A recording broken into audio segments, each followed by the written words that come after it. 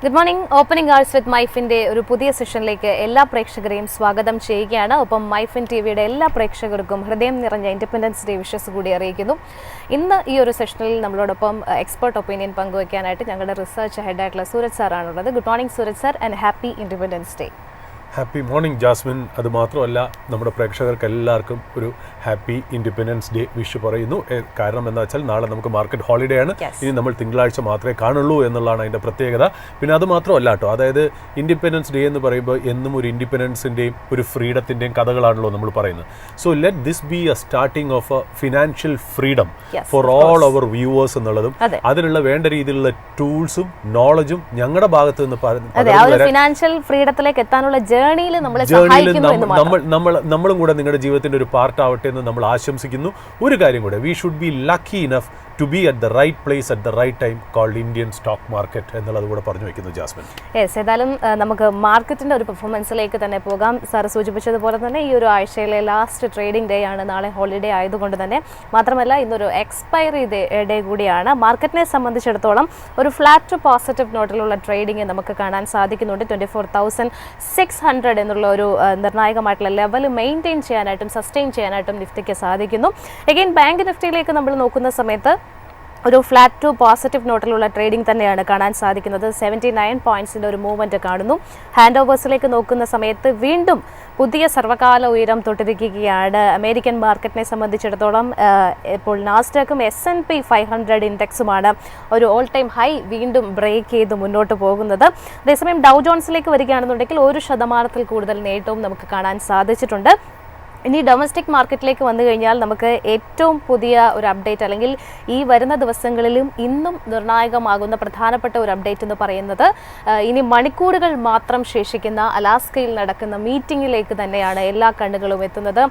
പുടിൻ്റെയും ട്രംപിൻ്റെയും ഒരു നിർണായകമായിട്ടുള്ള മീറ്റിങ്ങിൻ്റെ ഔട്ട്കം എങ്ങനെയായിരിക്കും എന്നത് തന്നെയാണ് മാർക്കറ്റുകളുടെ ഒരു ഗതിയെ നിയന്ത്രിക്കാൻ പോകുന്നത്. തീർച്ചയായിട്ടും പോസിറ്റീവായിട്ടുള്ള അപ്ഡേറ്റ് ആണ് വരുന്നതെങ്കിൽ അത് ഇവിടെ ഡൊമസ്റ്റിക് മാർക്കറ്റിനെയും കാര്യമായിട്ട് സ്വാധീനിക്കും. അതിനപ്പുറത്തേക്ക് ഇന്ത്യക്ക് മേൽ ഏൽപ്പിച്ചിരിക്കുന്ന 25% അധിക താരിഫ് എന്നുള്ള ഈ റഷ്യൻ എണ്ണയുമായി ബന്ധപ്പെട്ടിട്ടുള്ള അധിക താരിഫിൽ ഒരു മയപ്പെടലുകൾ ഉണ്ടായേക്കും എന്നുള്ളൊരു പ്രതീക്ഷയാണ് നിലനിൽക്കുന്നത്. അതിൻ്റെ ഒരു പ്രതീക്ഷയിൽ തന്നെയാണ് ഇന്നലെ മാർക്കറ്റിൽ ഒരു ബൗൺസ് ബാക്ക് നമുക്ക് കാണാനും സാധിച്ചത്. ഏതായാലും ഈ ഒരു അപ്ഡേറ്റിൻ്റെ ഒരു മീറ്റിങ്ങിൻ്റെ അപ്ഡേറ്റ് പോസിറ്റീവ് വരികയാണെന്നുണ്ടെങ്കിൽ തീർച്ചയായിട്ടും മാർക്കറ്റിൽ അതിൻ്റെ റിഫ്ലക്ഷൻസ് വരുന്ന ദിവസങ്ങളിൽ എസ്പെഷ്യലി മൺഡേ തുടങ്ങി നമുക്ക് കാണാൻ സാധിക്കും. സാർ, മറ്റ് പ്രധാനപ്പെട്ട എന്തൊക്കെ അപ്ഡേറ്റ്സ് ആണ്? ഈ ഒരു മീറ്റിങ്ങിൻ്റെ ഔട്ട്കം എത്രമാത്രം നമ്മുടെ മാർക്കറ്റിനെ സ്വാധീനിക്കും? ജാസ്മിൻ, നമ്മൾ ഇൻഡിപെൻഡൻസ് ഡേ വിഷ് കഴിഞ്ഞു, നമ്മൾ പറഞ്ഞു. തീർച്ചയായിട്ടും നമ്മൾ ഒരു കാര്യം കൂടെ സ്മരിക്കാതെ പോകരുത്. ഇന്ന് നമ്മുടെ ലെജൻഡറി ഇൻവെസ്റ്ററായ രാകേഷ് ചുഞ്ചുൻവാല മരിച്ചിട്ടുള്ള ഒരു ആനിവേഴ്സറിയാണ്. ശരിക്കും പറഞ്ഞാൽ ഞാൻ അദ്ദേഹത്തെ ആലോചിക്കുന്ന ഒരു കാര്യമുണ്ട്. അതായത് അദ്ദേഹം പറഞ്ഞ ഒരുപാട് ഇൻവെസ്റ്റ്മെൻറ്റ്സ് കോട്ടുകളുണ്ട്. പക്ഷേ എന്നും എന്നെ അത്ഭുതപ്പെടുത്തിയിരുന്ന ഒരു കോട്ട് ഇതാണ്. അതായത് അദ്ദേഹത്തിൻ്റെ അടുത്ത് എപ്പോഴും ചോദിക്കും, FIIs എന്തുകൊണ്ടാണ് ഇന്ത്യൻ മാർക്കറ്റിൽ സെല്ല് ചെയ്യുന്നത്? അതിന് ഒരൊറ്റ വാക്കേ അദ്ദേഹം പറഞ്ഞിട്ടുള്ളൂ, if the girl is good suitor will come. പെൺകുട്ടി കൊള്ളാമെങ്കിൽ വരൻ വന്നിരിക്കും എന്നുള്ള സ്റ്റേറ്റ്മെൻറ്റ് പറഞ്ഞത് ഈ രാകേഷ് ചുഞ്ചുൻവാല എന്നുള്ളതാണ്. തീർച്ചയായിട്ടും അദ്ദേഹത്തിൻ്റെ ആത്മാവിൻ്റെ ശാന്തിക്ക് വേണ്ടി പ്രാർത്ഥിക്കുന്നു. May his soul rest in peace എന്നുള്ള. അപ്പോൾ രാകേഷ് ചുഞ്ചുൻവാല പിരിഞ്ഞു പോയതിൽ ശരിക്കും പറഞ്ഞാൽ നമുക്ക് വലിയൊരു തീരാ നഷ്ടമുണ്ട് എന്നുള്ള കാര്യം. ഇന്നത്തേക്ക് ടാരിഫിൻ്റെ സന്ദർഭങ്ങളിൽ അദ്ദേഹം ഒരു പക്ഷേ ജീവിച്ചിരിപ്പുണ്ടായിരുന്നെങ്കിൽ അദ്ദേഹം തന്നിരുന്ന മാർക്കറ്റിൽ തരുമായിരുന്ന കോൺഫിഡൻസ് പറഞ്ഞാൽ വളരെ വലുതാണ്. അദ്ദേഹം പറയും, ഇതൊന്നും ഞങ്ങൾ മൈൻഡ് ചെയ്യുന്ന പോലുമില്ല എന്നുള്ള രീതിയിൽ സംസാരിച്ചനെ എന്നുള്ളൊരു ഉറപ്പും കൂടി ഞങ്ങൾ ഷെയർ ചെയ്യുന്നു എന്നുള്ളതാണ്. പിന്നെ ജാസ്മിൻ നേരത്തെ പറഞ്ഞ പോലെ നമ്മളിപ്പോൾ US മാർക്കറ്റിലെ ഹാൻഡ് ഓവറിൽ നിന്ന് തന്നെ തുടങ്ങാം. നോക്കുകയാണെങ്കിൽ S&P 500 ഏതാണ്ട് 0.32% അപ്പായിരുന്നു. നാസ്ഡാക്ക് 0.14% അപ്പായിരുന്നു. ഡൗ 1.04% അപ്പായിരുന്നു. അതായത് US മാർക്കറ്റിനെ നോക്കുമ്പോൾ US മാർക്കറ്റ് ഇപ്പോൾ ഡിസ്കൗണ്ട് ചെയ്യുന്ന കാര്യങ്ങൾ എന്ന് പറഞ്ഞാൽ CPI ഡേറ്റ, അതായത് ഡേ ബിഫോർ യെസ്റ്റർഡേ വന്ന CPI ഡേറ്റയിൽ ശരിക്കും പറഞ്ഞാൽ US മാർക്കറ്റ് വളരെ ഓപ്റ്റിമിസ്റ്റിക് ആണ്. അതുമാത്രമല്ല അതിനെ ബേസ് ചെയ്ത് ഒരു റേറ്റ് കട്ടും കൂടെ മാർക്കറ്റ് എക്സ്പെക്ട് ചെയ്യുന്നു എന്നുള്ളതാണ്. മൂന്നാമത് സന്തോഷമായിട്ട് US മാർക്കറ്റ് എടുക്കുന്ന ഒരു കാര്യം എന്ന് പറഞ്ഞാൽ ഈ ടാരിഫ് കൊണ്ടുണ്ടാവുന്ന റവന്യൂ, അതിൽ എന്താ പറയുക, ശരിക്കും പറഞ്ഞാൽ US മാർക്കറ്റ് സന്തോഷിക്കുന്നു. Last but not the least, ഈ പറയുന്ന പോലെ അമേരിക്കയുടെ AI കേപ്പബിലിറ്റിയും സെമി കണ്ടക്ടർ GPU ചിപ്സിൽ ഗ്രോത്തിലുള്ള ആ ഗ്രോത്തും കൂടെ നാസ്ഡാക്ക് ഡിസ്കൗണ്ട് ചെയ്യുന്നു. അപ്പോൾ ഇത്രയും കാര്യങ്ങളാണ് US മാർക്കറ്റ് പോസിറ്റീവായിട്ട് എടുത്ത് മുന്നോട്ട് പോകുന്നത്. US മാർക്കറ്റ് ഇഗ്നോർ ചെയ്യുന്ന കാര്യം എന്താണ്? ഈ പറയുന്ന പോലെ ഇൻഫ്ലേഷൻ അല്ലെങ്കിൽ ഒരു പ്രൈസ് റൈസ് എന്നുള്ള കാര്യം US മാർക്കറ്റ് പാടെ അങ്ങ് മാറ്റിവെച്ച് പോസിറ്റീവ് കാര്യങ്ങളായി നമ്മൾ ഈ മെൻഷൻ ചെയ്ത പോസിറ്റീവ് കാര്യങ്ങളായിട്ടുള്ള കാര്യങ്ങൾ മാത്രം മുന്നിൽ കണ്ടുകൊണ്ടാണ് മാർക്കറ്റ് പോകുന്നത് എന്നുള്ളതാണ് എൻ്റെ രസകരമായിട്ടുള്ള കാര്യം. ഇന്ന് വളരെ ഇമ്പോർട്ടൻ്റ് ആയിട്ട് കുറച്ച് ഡേറ്റാസ് വരുന്നുണ്ട്. ഒന്ന് ജോബ്ലെസ് ക്ലെയിംസ് ഡേറ്റ ഇന്ന് വരുന്നുണ്ട്. അതുകൂടാതെ പ്രൊഡ്യൂസേഴ്സ് പ്രൈസ് ഇൻഡെക്സും കൂടെ ഇന്ന് റിലീസ് ആവുന്നുള്ളൂ. അപ്പോൾ ഈ രണ്ട് ഡേറ്റയും ശരിക്കും പറഞ്ഞാൽ US മാർക്കറ്റിനെ സംബന്ധിച്ച് ഇമ്പോർട്ടൻ്റ് ആണ് എന്നുള്ളതാണ്. ഈ നമ്മൾ ശരിക്കും പറഞ്ഞാൽ ഇൻഫ്ലേഷൻ ഡേറ്റ വന്നോടുകൂടി ഉണ്ടല്ലോ, ശരിക്കും പറഞ്ഞാൽ 10-year ബോണ്ട് yield ശരിക്കും പറഞ്ഞൊന്ന് ചെറുതായിട്ടൊന്ന് താഴോട്ട് പോയിട്ടുണ്ട്. 4.23% ആയിട്ടുണ്ടെന്നുള്ളതാണ്. ഡോളർ ഇൻഡെക്സ് നമ്മൾ നോക്കുകയാണെങ്കിൽ 97.7. Oil prices continue to remain low, അതായത് $66 per barrel എന്നുള്ള ലെവലിൽ ട്രേഡ് ചെയ്യണമെന്നുള്ള. അപ്പോൾ ഇൻ്റർനാഷണൽ എനർജി ഏജൻസി IEA പറയുന്ന ഒരു കാര്യം എന്ന് വെച്ചാൽ probably after A longer period of time വലിയ രീതിയിൽ സപ്ലൈ ഡിമാൻഡിനെ ഓവർടേക്ക് ചെയ്യും. വലിയ രീതിയിൽ ഡിമാൻഡ് താഴേക്ക് വരും, ഓയിൽ പ്രൈസസ് ഭയങ്കരമായിട്ട് താഴേക്ക് വരും എന്നുള്ളൊരു പ്രഡിക്ഷനാണ് IAEA, അതായത് ഇൻ്റർനാഷണൽ എനർജി ഏജൻസി പറയുന്ന ഒരു കാര്യം എന്ന് പറയുന്നത്. അപ്പോൾ ആ ഒരു പ്രഡിക്ഷൻ വെച്ചിട്ട് നമ്മൾ ബിറ്റ്വീൻ ദ ലൈൻസ് നമ്മൾ വായിക്കുകയാണെങ്കിൽ ഓയിൽ പ്രൈസസ് $50 per barrel വരെ പോകാനുള്ള ചാൻസ് ഉണ്ടെന്നും കൂടി പറഞ്ഞു വെക്കുന്നു എന്നുള്ളതാണ്. ഒരു കാര്യം മാത്രം ശ്രദ്ധിക്കണം, ഓയിൽ താഴേക്ക് പോകണമെങ്കിൽ അത് ഏറ്റവും കൂടുതൽ ബെനിഫിറ്റ് ആവുന്ന കൺട്രി ഏതാ? നമ്മുടെയാണെന്നും ഏറ്റവും കൂടുതൽ ബെനിഫിറ്റ് ചെയ്യുന്ന കമ്പനികൾ ഏതാണ്? അതും ഇന്ത്യയിലാണെന്നും നമ്മുടെ കാര്യം നമ്മൾ മറന്നു പോകരുത് എന്നുള്ളതാണ്. ശരിയാണ്. ഇപ്പോൾ ഈ പറഞ്ഞ പോലെ നമുക്കറിയാലോ, ഈ പറഞ്ഞ പോലെ എവർ സിൻസ് റഷ്യ യുക്രൈൻ വാർ സ്റ്റാർട്ടഡ്, നമ്മൾ ശരിക്കും പറഞ്ഞാൽ അതായത് വാർ സ്റ്റാർട്ട് ചെയ്ത സമയം മുതൽ ട്രഡീഷണൽ ആയിട്ടുള്ള ഓയിൽ സപ്ലൈസ്, അതായത് നമ്മൾ ഈ പറയുന്ന OPEC+ കൺട്രീസിലുള്ള ഓയിൽസ് നേരെ ഡയറക്റ്റ് ചെയ്ത് പോയിരുന്ന കംപ്ലീറ്റ് വെസ്റ്റേൺ കൺട്രീസിലും യൂറോപ്യൻ കൺട്രീസിലും ഒക്കെ ആയിരുന്നു. അതേസമയം ഏറ്റവും വലിയ കൺസ്യൂമേഴ്സ് ആയ അമേരിക്ക മാറ്റി വെച്ചിട്ടുള്ള കൺസ്യൂമർ എന്ന് പറയുന്നത് ചൈനയും പിന്നെയുള്ള ഇന്ത്യയും. നമ്മളും OPEC+ കൺട്രീസിനെ അന്ന് ഡിപ്പെൻഡ് ചെയ്തിരുന്നു എന്നുണ്ടെങ്കിൽ ശരിക്കും പറഞ്ഞാൽ ഓയിൽ പ്രൈസസ് $150 മുകളിൽ പോയേനെ എന്നുള്ള. ചൈനയും ഇന്ത്യയും എന്ത് ചെയ്തു? സ്ട്രാറ്റജിക്കായിട്ട് അവർ ഡിസിഷൻ എടുത്തു. ഒന്നാമത്തെ കാര്യം നല്ല ഡിസ്കൗണ്ട് കിട്ടി എന്നുള്ളത് ഒരു കാര്യം. രണ്ടാമത് മാത്രമല്ല, OPEC+ കൺട്രിയിൽ നിന്നും മാറി റഷ്യയിൽ ഡിപ്പെൻഡ് ചെയ്തത് കാരണം ഓയിൽ പ്രൈസസ് ഗ്ലോബലി സ്റ്റഡി ആയി എന്നുള്ളതാണ്. ഇതിനെ പല രാജ്യങ്ങളും അംഗീകരിച്ചിരുന്നു. അതായത് ബൈഡൻ അഡ്മിനിസ്ട്രേഷൻ US നമ്മുടെ അടുത്ത് പറഞ്ഞു വെച്ചാൽ V thank India and China four buying it from Russia so that the global supply chain അല്ലെങ്കിൽ ഓയിൽ പ്രൈസസ് സ്റ്റഡി ആയിട്ട് കീപ്പ് ചെയ്യാൻ ഇന്ത്യയുടെ ഒക്കെ പങ്ക് വളരെ വലുതായിരുന്നു എന്ന് പറഞ്ഞു വെച്ചിരുന്ന ബൈഡൻ അഡ്മിനിസ്ട്രേഷൻ്റെ US-ഉം യൂറോപ്യൻ യൂണിയനും ഇപ്പോൾ നേരെ തിരിഞ്ഞ് ഏതാണ്ട് തിരിഞ്ഞ് നമ്മൾക്ക് മേൽ ഏതാണ്ട് 25% അഡീഷണൽ ടാരിഫ് 25 വെച്ചതിൻ്റെ മുകളിൽ അഡീഷണൽ ടാരിഫ് 25 കൂടെ വെച്ച് സന്തോഷിക്കുന്നു എന്നുള്ളതാണ് അതിനകത്ത് ഇമ്പോർട്ടൻ്റ് ആയിട്ടുള്ളൊരു കാര്യം എന്ന് പറയുന്നത്. ഇപ്പോൾ നമ്മൾ വീണ്ടും ഞാൻ പറയുന്നു, ഈ പറയുന്ന ഇമ്പോർട്ടൻ്റ് ആയിട്ട് നമ്മൾ നോക്കേണ്ട കാര്യം, ഓയിൽ പ്രൈസസ് താഴേക്ക് പോവുകയാണെങ്കിൽ ഓയിൽ കൺസ്യൂമിംഗ് ആയിട്ട്, അതായത് നമ്മുടെ 88% റിക്വയർമെന്റ് ഓയിലും നമ്മൾ ഇമ്പോർട്ട് ചെയ്യുന്നതാണ്. നമ്മുടെ എല്ലാ ആക്ടിവിറ്റീസിനും ഒരു രാജ്യം എന്ന രീതിയിലും നമ്മുടെ കമ്പനികൾ എന്ന രീതിയിലും ബിസിനസ്സുകൾ എന്ന രീതിയിലും കൺസ്യൂമർ എന്ന രീതിയിലും നമ്മളെ അഫക്റ്റ് ചെയ്യുന്ന രണ്ട് കാര്യങ്ങൾ ഇമ്പോർട്ടൻ്റ് ആയിട്ടുള്ള റോ മെറ്റീരിയൽ ഇൻപുട്ട് എന്ന് പറയുന്നത് ഓയിൽ പ്രൈസസും ഇൻട്രസ്റ്റ് റേറ്റ്സുമാണ്. ഈ ഇൻട്രസ്റ്റ് റേറ്റ്സ് ഓൾറെഡി ശരിക്കും പറഞ്ഞാൽ നല്ല രീതിയിൽ RBI കട്ട് ചെയ്തിട്ടുണ്ട്, ഇനിയും കട്ട് ചെയ്യുന്നു പ്രതീക്ഷിക്കുന്നു. ഇവിടുത്തെ ഇൻഫ്ലേഷൻ ഫിഗേഴ്സ് അങ്ങനെയാണ് കാണിക്കുന്നത്. ഒന്നാമത്തെ കാര്യം. രണ്ടാമത് ഈ പറയുന്ന ഇന്റർനാഷണൽ എനർജി ഏജൻസി പറയും പോലെ ഓയിൽ $50 പോവുകയാണെങ്കിൽ തീർച്ചയായിട്ടും അത് പ്ലസ് ഈ ഇൻട്രസ്റ്റ് റേറ്റ് കട്ട് ഏറ്റവും കൂടുതൽ ബെനിഫിറ്റ് ചെയ്യാൻ പോകുന്നത് ഇന്ത്യ ആസ് എ നേഷൻ, ഇന്ത്യയിൽ ലിസ്റ്റഡ് ആയിട്ടുള്ള ബിസിനസ്സുകളും അൺലിസ്റ്റഡ് ആയിട്ടുള്ള ബിസിനസ്സുകളും കൂടാതെ ഇന്ത്യൻ കൺസ്യൂമേഴ്സ് ആണെന്നും പറഞ്ഞു വയ്ക്കുന്നു. ഇതൊരു വലിയ ടെയിൽ വിൻഡാണ്, നമ്മൾ കാണാതെ പോകരുത് എന്നുള്ളതാണ്. ഓഫ് കോഴ്സ് സാങ്ഷൻസ് ഒക്കെ വേറൊരു സൈഡിൽ ഉണ്ടാവും, ബട്ട് ഇതേപോലെയുള്ള പ്ലസ് പോയിന്റ്സും ഇവിടെ വരുന്നു എന്നുള്ളത് നമ്മൾ മനസ്സിലാക്കി വെക്കണം എന്നുള്ളതാണ്. വളരെ സിഗ്നിഫിക്കൻ്റ് ആയിട്ടുള്ള ഒരു കാര്യത്തിലേക്കാണ് നമ്മൾ നാളത്തേക്ക് കടക്കുന്നത്. ഇതുകൊണ്ട് തന്നെ നമ്മൾ മാർക്കറ്റിൽ ഒരു കോഷ്യസ് ഓപ്റ്റിമിസം നമ്മൾ പറഞ്ഞു വെച്ചിരുന്നു. അതായത് റഷ്യൻ പ്രസിഡന്റും വ്ളാഡിമിർ പുടിനും അമേരിക്കൻ പ്രസിഡന്റ് ഡൊണാൾഡ് ട്രംപും നാളെ അലാസ്കയിൽ മീറ്റ് ചെയ്യുന്നു. അതിൻ്റെ ഔട്ട്കം വളരെ ഇമ്പോർട്ടൻ്റ് ആണ്. മിക്കവാറും ഒരു പീസ് ടോക്കിലേക്ക് പോകും എന്നാണ് നമ്മളെല്ലാവരും പ്രതീക്ഷിക്കുന്നത് തന്നെ. അത് വളരെ സിഗ്നിഫിക്കൻ്റ് ആണ്. കാര്യം ഇതിൽ രണ്ട് കാര്യങ്ങളുണ്ട്. ഒന്നാമത്തെ കാര്യം എന്ന് പറഞ്ഞാൽ ട്രംപ് പറയുന്നൊരു കാര്യം, ഇപ്പോൾ ട്രംപ് ഓൾറെഡി യൂറോപ്യൻ യൂണിയനിലെ ലീഡേഴ്സായിട്ടും സെലൻസ്കി ആയിട്ട് സംസാരിച്ചിട്ടുമാണ് റഷ്യയിലേക്ക് പോകുന്നത്. അവിടെ സംസാരം കഴിഞ്ഞ് കഴിഞ്ഞാൽ തിരിച്ച് വീണ്ടും ഇവരായിട്ട് വീണ്ടും നെഗോസിയേഷൻസ് ഇനിഷ്യേറ്റ് ചെയ്യും എന്നാണ് ട്രംപിൻ്റെ ആ ഒരു ഐറ്റനറിയിൽ പറയുന്ന ഒരു കാര്യം. അപ്പോൾ ഇതിനകത്ത് ട്രംപ് പറയുന്നൊരു കാര്യമുണ്ട്, ഇൻ കേസ് ഈ പറയുന്ന പോലെ ഇതേപോലെ റഷ്യ ഇതിന് സമ്മതിച്ചില്ലെങ്കിൽ Russia should be prepared to face larger consequences, ഗുരുതരമായ പ്രത്യാഘാതങ്ങൾ അനുഭവിക്കേണ്ടി വരും എന്നുള്ളൊരു വാർണിംഗ് കൂടെ പറയുന്നു എന്നുള്ളതാണ്. അതിൻ്റെ കൂടെ ശരിക്കും പറഞ്ഞു കഴിഞ്ഞാൽ ഒരു കാര്യം കൂടെ ഉണ്ട്, അത് ഞാൻ ശരിക്കും പറഞ്ഞാൽ ലേറ്റർ ഹാഫിലേക്ക് വരാം. അപ്പോൾ ഇതാണ് ശരിക്കും പറഞ്ഞാൽ അതിൻ്റെ ഒരു പ്രിമൈസസ് ആയിട്ടുള്ളത്. അതുകൂടാതെ ഈ ഗോൾഡ്മൻ സാക്സ് ഉണ്ടല്ലോ, ഗോൾഡ്മൻ സാക്സിൻ്റെ ഒരു റിപ്പോർട്ട് വന്നിട്ടുണ്ടായിരുന്നു. അതായത് വെനസ്ഡേ ഇന്നലെ റിലീസ് ചെയ്ത ഒരു റിസർച്ച് റിപ്പോർട്ട് ഉണ്ടായിരുന്നു, ഞാൻ അതിനകത്ത് വായിക്കാനിടയായി. അപ്പോൾ ശരിക്കും പറഞ്ഞാൽ ഈ ഗോൾഡ്മൻ സാക്സ് കുറച്ച് നെഗറ്റീവായിട്ടാണ് ഈ ട്രംപിൻ്റെ ടാരിഫിനെ കുറിച്ച് പറഞ്ഞത്. ട്രംപിൻ്റെ ടാരിഫ് കാരണം അമേരിക്കൻ എക്കണോമിയെ എഫക്റ്റ് ചെയ്യും, അവിടെ ഇൻഫ്ലേഷൻ ഉയരും, പ്രൈസ് റൈസുകൾ ഉണ്ടാവും, അവിടുത്തെ പോപ്പുലേഷൻ, അവിടുത്തെ സിറ്റിസൺസ് ആണ് ഈ പറയുന്ന പോലെ ടാരിഫ് പ്രൈസ് റൈസിനെ കൂടുതലും അനുഭവിക്കാൻ പോകുന്നത് എന്നുള്ളൊരു റിപ്പോർട്ടായിരുന്നു നേരത്തെ വന്നതെന്നുള്ള. ബട്ട് അതിപ്പോൾ വെനസ്ഡേ വന്ന റിപ്പോർട്ടിൽ ഗോൾഡ്മൻ സാക്സ് പറയുന്നതെന്ന് വെച്ചാൽ അവർ പ്രതീക്ഷിക്കുന്നു ഈ 2025 അവസാന മാസങ്ങളിൽ 3 റേറ്റ് കട്ട് ഉണ്ടാവും. 25 ബേസിസിൻ്റെ 3 റേറ്റ് കട്ട് ഉണ്ടാവുമെന്ന് അവർ പറഞ്ഞു വയ്ക്കുന്നു. സെപ്റ്റംബർ, ഒക്ടോബർ, നവംബറില്ല, ഡിസംബർ. ഇത് കഴിഞ്ഞിട്ട് 2026 തുടങ്ങുമ്പോൾ ഇതേപോലെ 2 അഡീഷണൽ ക്വാർട്ടർ പോയിന്റ് റേറ്റ് കട്ടും കൂടെ ഉണ്ടാവാൻ ചാൻസ് ഉണ്ട് എന്ന് പറഞ്ഞു. അതായത് അവർ പറയുന്ന ടെർമിനൽ റേറ്റ് US-ൻ്റെ ഏതാണ്ട് 3% to 3.25% ആവും എന്നുള്ള രീതിയിലേക്കാണ് പറയുന്നതെന്നുള്ള. ഈ ട്രംപ് നേരത്തെ ഈ ഗോൾഡ്മൻ സാക്സ് ആദ്യം പറഞ്ഞല്ലോ, ഈ ടാരിഫ് എന്ന് പറയുന്നത് നെഗറ്റീവാണ് US എക്കണോമിക്കും US സിറ്റിസൺസിനും US ബിസിനസ്സിനും പറഞ്ഞതിന് വളരെ വലിയ രീതിയിൽ ശരിക്കും പറഞ്ഞാൽ ട്രംപ് ഭയങ്കരമായിട്ട് അതിനെ എതിർത്ത് സംസാരിച്ചു എന്നുള്ള കാര്യം എന്ന് വെച്ചാൽ, അതിനകത്ത് ഏറ്റവും വലിയ കാര്യം എന്ന് വെച്ചാൽ ഇതിനകത്ത് ഇവരുടെ ഒരു റിപ്പോർട്ട് വന്നിരുന്നു.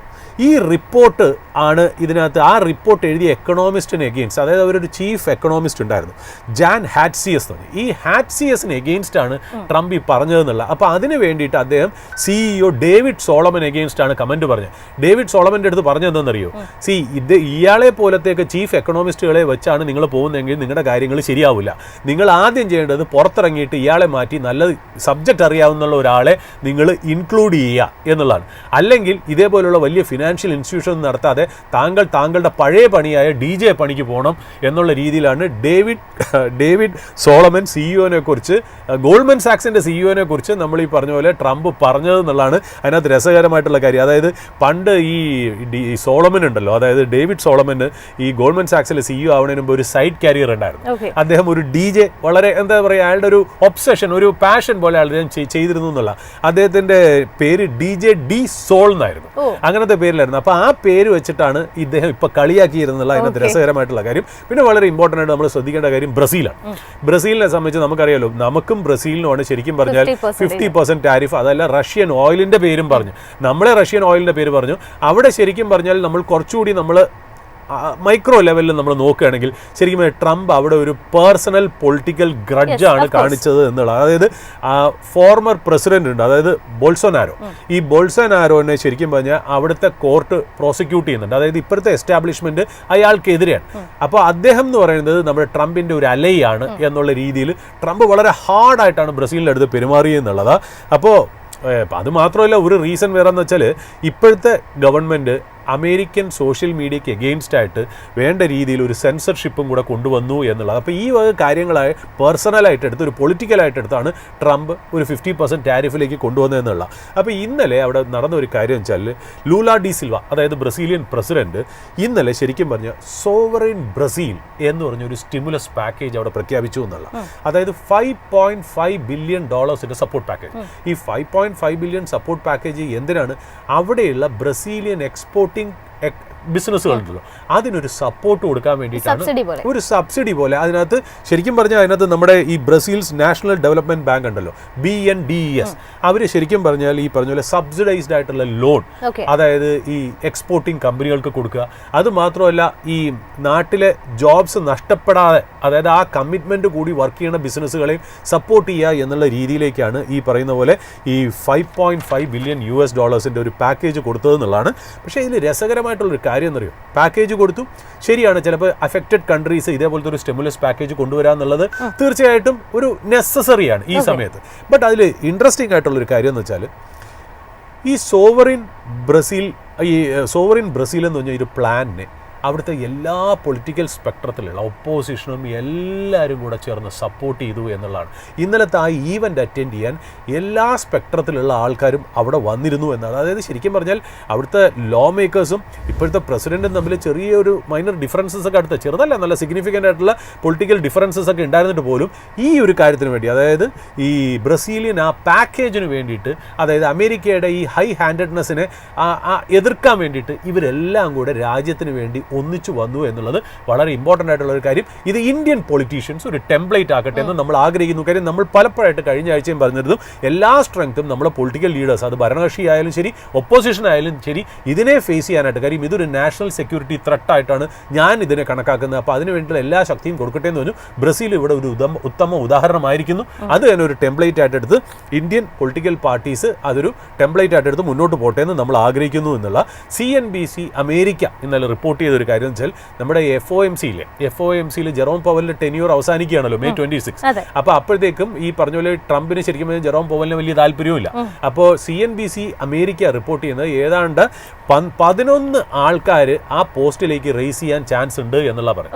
പക്ഷേ ട്രംപ് പറയുന്നത് ഏതാണ്ട് 4-5 പേര്, അതായത് 3-4 പേരെ മാത്രമേ ഒരു ഫൈനൽ പിക്കിലേക്ക് വരുള്ളൂ.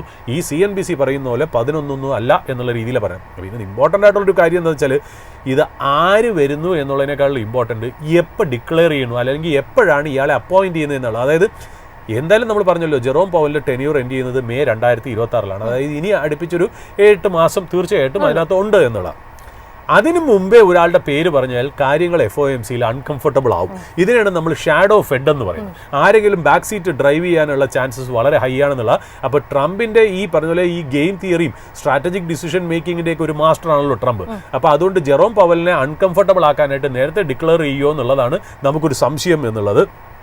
നമ്മൾ നിഫ്റ്റിയെ സംബന്ധിച്ച് ഈ പറഞ്ഞ പോലെ ദലാൽ സ്ട്രീറ്റിലേക്ക് വരികയാണെങ്കിൽ ശരിക്കും പറഞ്ഞാൽ 2 ഇമ്പോർട്ടൻറ്റ് കാര്യങ്ങളാണ് നമ്മൾ ശ്രദ്ധിക്കേണ്ടതായിട്ടുള്ള കാര്യം. ഒന്നാമത്തെ കാര്യം ഈ നമ്മൾ പറഞ്ഞ പോലെ തന്നെ നാളത്തെ ഈ ട്രംപും ഈ പറഞ്ഞ പോലെ പുടിനും തമ്മിലുള്ള ട്രേഡ് ടോക്ക്, അല്ലെങ്കിൽ ട്രേഡ് ടോക്ക് എന്ന് പറയാൻ പറ്റില്ല, ശരിക്കും പറഞ്ഞു കഴിഞ്ഞാൽ ആ വാർ എൻഡ് ചെയ്യുന്നതിനെ കുറിച്ചുള്ള പീസ് ടോക്ക്. ആ പീസ് ടോക്കിന്റെ ഔട്ട്കം ഇന്ത്യൻ മാർക്കറ്റിനെ സംബന്ധിച്ച് വളരെ ഇമ്പോർട്ടൻ്റ് ആയിരിക്കും. ഒന്നാമത്തെ കാര്യം. രണ്ടാമത്തെ കാര്യം, നമ്മുടെ പ്രൈം മിനിസ്റ്റർ നാളെ റെഡ് ഫോർട്ടിൽ ഇൻഡിപെൻഡൻസ് സ്പീച്ച് അല്ലെങ്കിൽ മെസ്സേജ് എന്തായിരിക്കും എന്നുള്ളത് വളരെ രീതിയിൽ നമ്മൾ മാർക്കറ്റിൽ ഉറ്റുനോക്കുന്നു എന്നുള്ളതാണ്. അതുകൂടാതെ തന്നെ ഇന്ത്യ ഇപ്പോൾ ബ്രസീൽ ഡിക്ലെയർ ചെയ്ത പോലെ എന്തെങ്കിലും പാക്കേജ്, ഒരു സ്റ്റിമുലസ് പാക്കേജ് എക്സ്പോർട്ടിംഗ് കമ്പനീസിന് അല്ലെങ്കിൽ എക്കണോമി ഓൾ ടുഗദറായിട്ട് കൊടുക്കുമോ ഇല്ലേ എന്നുള്ളത് നമുക്ക് കണ്ടറിയണം. പക്ഷേ ഈ ഗവൺമെൻറ് ഒരു സ്വഭാവം വെച്ചിട്ട് അവരിങ്ങനെ ഒരു news making headline financial packages ഒന്നും ചെയ്യാറില്ല. അവരിപ്പോൾ ഓൾറെഡി നോക്കുകയാണെങ്കിൽ ശരിക്കും പറഞ്ഞാൽ നമ്മുടെ ഇവിടെ ഒരു പാക്കേജ് നിലനിൽക്കുന്നുണ്ടോ എന്നുള്ള ഒന്ന്, ഈ പറഞ്ഞ പോലെ 12 ലക്ഷത്തിന് താഴെയുള്ള ഇൻകം ടാക്സ് റേറ്റ് കട്ട്, പിന്നെ അതുമല്ല ഈ പറഞ്ഞ പോലെ ഫിസ്ക്കൽ ഈ ക്യാപെക്സ് പുഷ് ഉണ്ടല്ലോ, അതായത് ഡിഫൻസിന് വേണ്ടിയിട്ടുള്ള സ്പെൻഡിങ്, സെമി കണ്ടക്ടറിന് വേണ്ടിയിട്ടുള്ള സ്പെൻഡിങ്, ഈ PLI സ്കീംസ് ഒക്കെ ശരിക്കും പറഞ്ഞ ഒരു പാക്കേജ് ആണെന്നുള്ളതാണ്. പിന്നെ കോർപ്പറേറ്റ് ടാക്സ് കുറച്ചു കൊടുത്തിട്ടുണ്ട് എന്നുള്ള RBIയുടെ ഭാഗത്ത് നിന്ന് മോണിറ്ററി പോളിസി വഴി ശരിക്കും പറഞ്ഞാൽ ഇൻട്രസ്റ്റ് റേറ്റും കുറച്ചിട്ടുണ്ട്. ഇതൊക്കെ ശരിക്കും പറഞ്ഞാൽ ഒരു പാക്കേജിന്റെ ഭാഗം തന്നെയാണ്. ഇതിന് വേണ്ടിയിട്ട് ഒരു പാക്കേജ് എന്നുള്ള രീതിയിൽ ഒരു ഹെഡ്ലൈൻ ക്രിയേറ്റ് ചെയ്യേണ്ട കാര്യമില്ല. ബട്ട് ഈ സമയത്ത് ഒരു ഹെഡ്ലൈൻ ക്രിയേറ്റ് ചെയ്ത് ഇവിടുത്തെ ഗവൺമെന്റ് ഒരു ന്യൂസ് ക്രിയേറ്റ് ചെയ്യുകയാണെങ്കിൽ അതൊരു വലിയൊരു ഹെഡ്ലൈനായി മാറും. കാര്യം ഇപ്പോൾ നമ്മൾ ബ്രസീലിന്റെ കാര്യം വരെ ഇന്ത്യയിൽ ഇരുന്ന് സംസാരിച്ചില്ല, അതേപോലെ ഇന്ത്യയുടെ കാര്യം ബ്രസീലും മറ്റുള്ള രാജ്യങ്ങളും സംസാരിക്കും. അപ്പോൾ ഒരു സ്റ്റേറ്റ്മെന്റ്, ഒരു മെസ്സേജ് ഗ്ലോബൽ കമ്മ്യൂണിറ്റിക്ക് കൊടുക്കാനുള്ള ചാൻസ് ആണെന്നാണ് ഇപ്പോൾ ഇന്ത്യൻ മാർക്കറ്റിൽ നമ്മൾ നോക്കുകയാണെങ്കിൽ. മൂഡ് എന്ന് പറയുന്നത് ഒരു കോഷ്യസ് ഓപ്റ്റിമിസമാണ്. നമ്മൾ അപ്പോഴും പറഞ്ഞു കാര്യം വെച്ചാൽ ഇന്നത്തെ ടോക്കിന്റെ കാര്യം അതായത് നാളെ നടക്കാൻ പോകുന്ന ടോക്ക് വെച്ച് നോക്കിയിട്ട് ഇന്നും തിങ്കളാഴ്ചയും നമ്മൾ മാർക്കറ്റിൽ ഒന്ന് കോഷ്യസ് ആയിട്ട് നിൽക്കണം എന്നുള്ളത് പറയുന്നു. ഇന്നലെ ശരിക്കും പറഞ്ഞാൽ നമ്മുടെ മാർക്കറ്റിൽ നമ്മൾ നോക്കുകയാണെങ്കിൽ അപ്പോളോ ഹോസ്പിറ്റലിലൊക്കെ ഇന്നലെ വളരെ നല്ല മൂവ് ആയിരുന്നു. അതായത് 7.9% അപ്പാണ്. അത് മാത്രമല്ല ഹിൻഡാൽക്കോം 5% അപ്പാണെന്നുള്ള. അപ്പോൾ ശരിക്കും പറഞ്ഞാൽ നമ്മളെ സംബന്ധിച്ച് നമ്മൾ രണ്ടും സ്പോട്ട്ലൈറ്റ് സ്റ്റോക്കിൽ പറഞ്ഞ ഒരു സ്റ്റോക്ക് തന്നെയാണെന്നുള്ള ഇപ്പം നമ്മൾ മനസ്സിലാക്കുന്നത് മുത്തൂറ്റ് ഫിനാൻസ് ഏതാണ്ട് 10% അപ്പാണെന്നുള്ള. അപ്പോൾ ഇന്നലെ ഇത്രയും നല്ലൊരു മൂവ്മെന്റ് തന്നിട്ടാണെന്ന് തോന്നുന്നു. ഇന്നലെ മാർക്കറ്റ് ശരിക്കും പറഞ്ഞാൽ നല്ല രീതിയിൽ മുന്നോട്ട് പോയെന്നാണ്. ശരിക്കും പറഞ്ഞാൽ നമ്മൾ മാർക്കറ്റിൽ ടെക്നിക്കൽ അനലിസ്റ്റുകളോട് സംസാരിക്കുമ്പോൾ അവർ ശരിക്കും പറഞ്ഞാൽ ഡിഫൻസ് സ്റ്റോക്സിൽ വളരെ ഓപ്റ്റിമിസ്റ്റിക് ആണ്.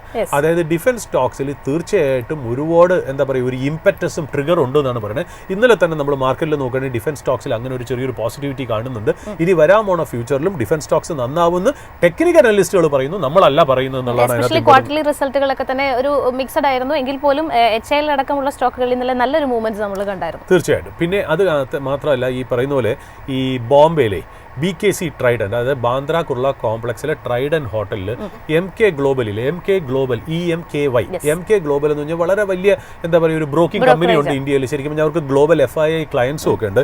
അപ്പോൾ അവർ MK കൺഫ്ലുവൻസ് ഈ ഹോട്ടലിൽ നടക്കുകയാണ്. അതായത് ശരിക്കും പറഞ്ഞാൽ 12, 13, 14, അതായത് ഇന്ന് ലാസ്റ്റ് ഡേ, ഇന്നലെ സെക്കൻഡ് ഡേ ആയിരുന്നു, 12-ാം തീയതിയാണ് ഈ പരിപാടി തുടങ്ങിയെന്നുള്ള. ആ പരിപാടിയുടെ പേര് India ascending the next leap എന്ന് പറഞ്ഞിട്ടാണ് അതിൻ്റെ ആ ഒരു 3-day ഈവൻ്റ് അവർ തുടങ്ങിയിരിക്കുന്നത്. ഏതാണ്ട് 200 കോർപ്പറേറ്റ്സ് ഇതിനകത്ത് പാർട്ടിസിപ്പേറ്റ് ചെയ്യുന്നുണ്ട് എന്നുള്ളതാണ്. അപ്പോൾ ശരിക്കും പറഞ്ഞാൽ എൻ്റെ മ്യൂച്വൽ ഫണ്ട് ഇൻഡസ്ട്രി, എനിക്ക് ശരിക്കും പറഞ്ഞാൽ ഒരു മ്യൂച്വൽ ഫണ്ട് മാനേജർ, ഒരു ഫ്രണ്ട്, ഞാൻ ആ കമ്പനി ഡിസ്ക്ലോസ് ചെയ്യുന്നില്ല, മ്യൂച്വൽ ഫണ്ട് ഡിസ്ക്ലോസ് ചെയ്യില്ല, വളരെ ഫേമസ് ആയിട്ടുള്ള ടോപ്പ് 5 മ്യൂച്വൽ ഫണ്ടിൽ ഒന്നാണ് അദ്ദേഹം. അതിൽ പാർട്ടിസിപ്പേറ്റ് ചെയ്തിരുന്നു ഇന്നലെ എന്നുള്ള. അപ്പോൾ ഞങ്ങൾ ഇന്നലെ രാത്രി ഫോൺ ഡിസ്കഷനും വാട്സപ്പിലും ഇന്നലെ സംസാരിച്ചപ്പോൾ അദ്ദേഹം പറയുന്ന ഒരു കാര്യം വെച്ചാൽ ഈ പാർട്ടിസിപ്പൻ്റ് ആയിട്ടുള്ള കോർപ്പറേറ്റ്സ് എല്ലാവരും ഓപ്റ്റിമിസ്റ്റിക് ആണ് ഇൻസ്പൈറ്റ് ഓഫ് ടാരിഫ് ഇഷ്യൂ. അതായത് ടാരിഫ് ഉണ്ടെങ്കിൽ പോലും അവർ പറയുന്നത് വെച്ചാൽ second half of this year ശരിക്കും പറഞ്ഞാൽ നമ്മുടെ എക്കണോമിയും നമ്മുടെ സ്റ്റോക്ക് മാർക്കറ്റും നല്ല രീതിയിൽ പെർഫോം ചെയ്യും എന്നുള്ള രീതിയിലാണ് കോർപ്പറേറ്റ്സ്, അതായത് ബിസിനസ് കമ്മ്യൂണിറ്റി പറയുന്നത്. അനലിസ്റ്റ് കമ്മ്യൂണിറ്റി അല്ല, ബിസിനസ് കമ്മ്യൂണിറ്റി വളരെ ഓപ്റ്റിമിസ്റ്റിക് ആണ് എന്നുള്ളതാണ് അവർ പറയുന്നത് എന്നുള്ളത്. അത് മാത്രമല്ല അതിനകത്ത് ഇമ്പോർട്ടൻ്റ് ആയിട്ട് ഞാൻ ശ്രദ്ധിച്ചൊരു കാര്യം, ഇപ്പോൾ ഇന്നും കൂടെ ശരിക്കും പറഞ്ഞാൽ ആ കോൺഫ്ലുവൻസ് ഉണ്ട്. അപ്പോൾ ഈ പറഞ്ഞ പോലെ ഇന്നെന്താ നടക്കുന്നതെന്ന് അറിയില്ല, ഇന്നത്തെ വൈകുന്നേരം എനിക്ക് കിട്ടുള്ളൂ. ഇന്നലെ ശരിക്കും പറഞ്ഞാൽ അവിടെ ജനറൽ ടോക്ക് എന്താണെന്ന് വെച്ചാൽ ഇന്ത്യയുടെ കയ്യിൽ ഒരു കണ്ടിൻജൻസി പ്ലാൻ ഉണ്ട് എന്നുള്ള ഒരു വലിയൊരു വർത്താനം ആ ഒരു കോൺഫറൻസിൽ നടക്കുന്നു എന്നുള്ളതാണ്. വി ഡു നോട്ട് നോ, ഇതൊക്കെ അൺകൺഫേംഡ് റിപ്പോർട്ട്സ് ആണ്. ഈ പ്ലാൻ ബി എന്ന് പറയുന്നത് എന്താണെന്ന് നമുക്കറിയില്ല. അതായത് ഒറ്റ വാക്കിൽ പറയുകയാണെങ്കിൽ ഈ പറയുന്ന പോലെ ടാരിഫ് ഇന്ത്യൻ എക്കണോമിയെ വലിയ രീതിയിൽ അഫക്റ്റ് ചെയ്യില്ല എന്നാണ് ഈ പറയുന്ന പോലെ കോർപ്പറേറ്റ് കമ്മ്യൂണിറ്റിയും ബിസിനസ് കമ്മ്യൂണിറ്റിയും അനലിസ്റ്റ് കമ്മ്യൂണിറ്റിയും വിശ്വസിക്കുന്നത് എന്നുള്ളതാണ്. നമ്മൾ ഇന്ത്യ വിക്സ് നോക്കുകയാണെങ്കിൽ 12.14 ആണ്, ഇന്നലെ ഏതാണ്ട് 0.74% ഡൗൺ ആണ്. അപ്പോൾ ഇതിൽ നിന്ന് മനസ്സിലാക്കുന്ന ഒരു മൈൽഡ് വോളറ്റൈൽ ആയിട്ടുള്ള ഒരു എക്സ്പയറി ഡേ ആയിരിക്കും ഇന്ന് എന്നുള്ളതാണ് നമുക്ക് നോക്കുന്നത്. ബിഫോർ ലോങ് വീക്കെൻഡ് അല്ലെങ്കിൽ ബിഫോർ എ സിഗ്നിഫിക്കൻറ്റ് മീറ്റിംഗ് അങ്ങനെ ഒരു മൈൽഡ് ആയിട്ടുള്ള ഒരു എക്സ്പയറി ഡേ ആയിരിക്കും എന്നുള്ളതാണ്. ഇപ്പോൾ ഓയിലിൻ്റെ പ്രൈസസ് താഴേക്ക് പോവും എന്നാണ് പ്രെഡിക്റ്റ് ചെയ്യുന്നതെങ്കിൽ എങ്ങനെയാണ് ഓയിൽ മാർക്കറ്റിംഗ് കമ്പനീസ് ഇവിടെ പെർഫോം ചെയ്യണമെന്നൊന്ന് നോക്കണം.